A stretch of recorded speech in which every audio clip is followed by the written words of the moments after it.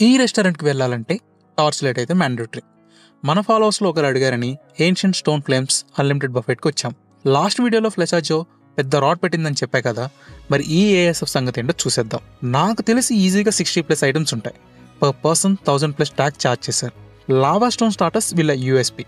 అయితే వీళ్ళు సర్వ్ చేసిన 3 స్టార్టర్స్లో స్పైసీ గ్రిల్డ్ ఫిష్ తప్ప ఏదీ బాలేదు. సూప్స్లో మటన్ మరగ్ అయితే స్పైసీగా మీట్ టెండర్గా బాగుంది.